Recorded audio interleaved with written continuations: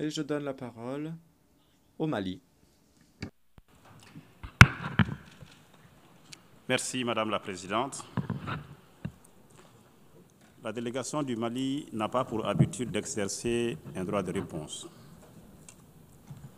Cependant, les attaques personnelles, grossières et condescendantes du ministre algérien des Affaires étrangères m'obligent à intervenir pour corriger les contre-vérités que nous avons entendues. Par respect pour le décorum de cette auguste Assemblée et pour l'idéal incarné par les Nations Unies, la délégation du Mali ne s'abaissera pas au niveau des invectives et attaques personnelles à la limite de la décence proférées par le ministre algérien des Affaires étrangères.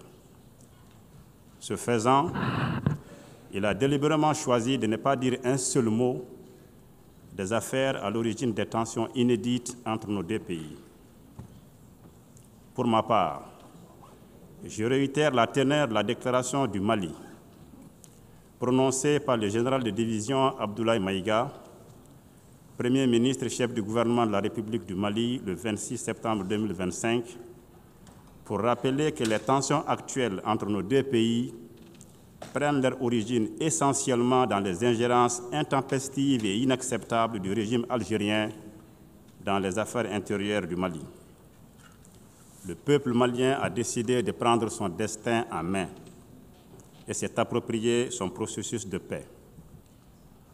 Ensuite est venu se greffer le différend concernant la destruction par les forces armées et de défense algériennes d'un drone de reconnaissance et de surveillance des forces armées et de sécurité maliennes dans la nuit du 31 mars au 1er avril 2025.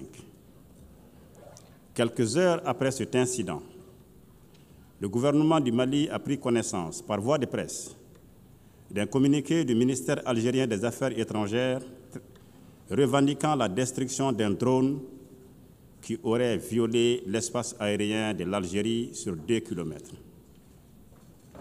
Afin d'approfondir les enquêtes, les autorités maliennes ont demandé aux autorités algériennes de leur fournir les éléments probants de leurs allégations. Plus de 72 heures après, aucune suite satisfaisante n'a été fournie par la partie algérienne. À l'issue de ses propres enquêtes, et sur la base de preuves scientifiques publiées le 6 avril 2025 par communiqué numéro 073, le gouvernement du Mali a abouti à une certitude absolue. Le drone des forces armées de sécurité maliennes a été détruit suite à une action hostile préméditée du régime algérien. Cette conclusion repose, entre autres, sur, premièrement, le silence coupable du régime algérien et son refus de coopérer.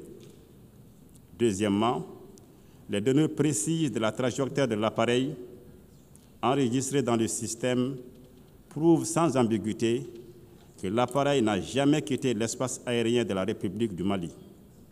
Mieux, le point de rupture de liaison du drone et le point de localisation de l'épave sont tous situés sur le territoire national malien. Vous comprenez par vous-même que ces allégations d'une prétendue violation de l'espace aérien algérien sur 2 kilomètres est une absurdité. Sinon, comment l'épave du drone se serait retrouvée en territoire malien à 9,5 km de la frontière algérienne si l'appareil avait réellement violé l'espace aérien algérien sur 2 km?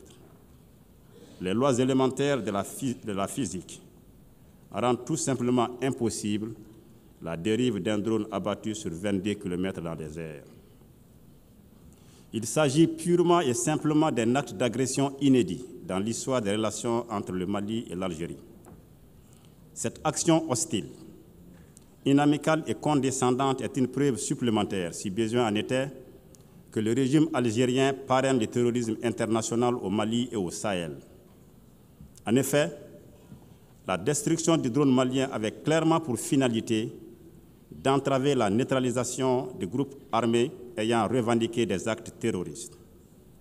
Face à cette agression caractérisée et au refus de coopération du régime algérien, le gouvernement de la République du Mali a décidé d'introduire une requête introductive d'instance au sujet de ces différends devant la Cour internationale de justice. Il est regrettable, là aussi, même si nous ne sommes pas surpris, de constater que le régime algérien a notifié son refus d'accepter la compétence de la CIJ. Comme moyen de défense, le régime algérien prétend respecter cette juridiction internationale.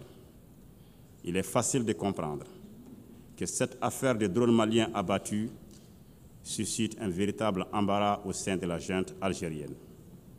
En effet, si le régime algérien avait du respect pour la justice internationale, comme elle le prétend, elle aurait dû accepter de déférer à la Cour internationale de justice pour y présenter les éléments de preuve prétendument à sa disposition. Ce refus atteste non seulement de la négation de la justice internationale par le régime algérien, mais également son mépris de la légalité internationale. C'est également un aveu de son indubitable culpabilité à la face du monde. Le manque de transparence du régime algérien vis-à-vis de la CIJ crédite davantage l'argument du gouvernement malien sur la destruction du drone et constitue une preuve supplémentaire du soutien de l'Algérie au groupe terroriste.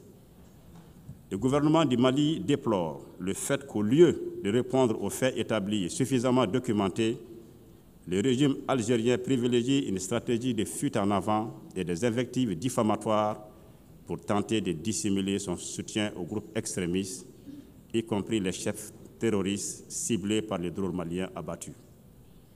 Le gouvernement du Mali dénonce cette agression flagrante du régime algérien contre la République du Mali, en totale contradiction avec le soutien total du Mali au Front de libération nationale FLN et avec sa participation effective à la guerre d'indépendance du peuple frère, ami et voisin algérien.